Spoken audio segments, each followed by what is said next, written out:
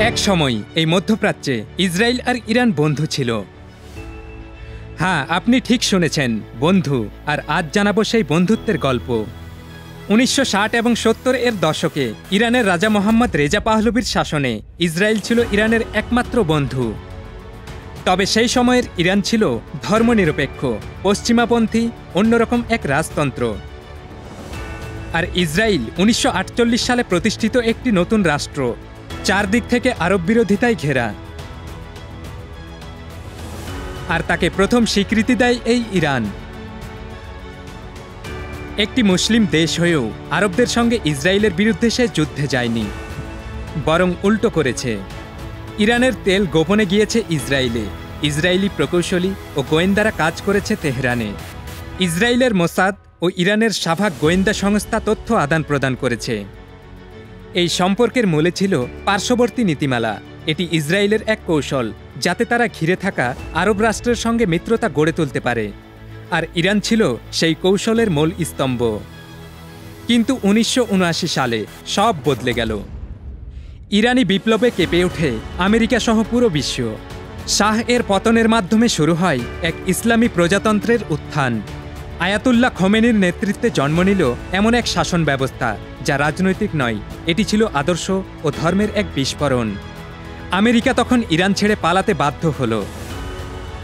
আর সেই সাথে ইসরায়েলের সঙ্গে ইরান তার সমস্ত কূটনৈতিক সম্পর্ক ছিন্ন করল। শুধু বন্ধুত্ব নয়, ইরান ইসরায়েলের বৈধতাকেই অস্বীকার করে ফেলল।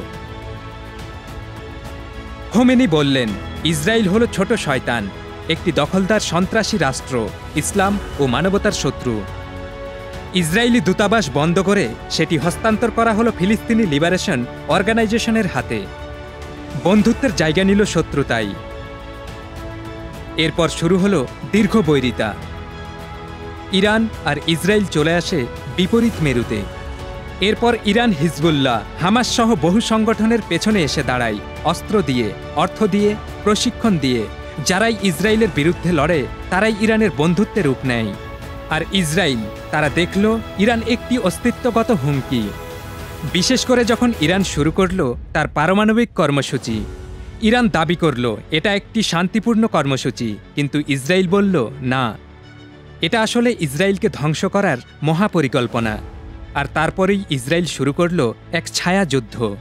সাইবার হামলা, পরমাণু বিজ্ঞানী হত্যা, গোপন অভিযান থেকে শুরু করে সব ধরনের পদক্ষেপ, সবই নীরব, সবই ছায়ায়, শুধুমাত্র ইরানকে আটকে রাখার জন্য।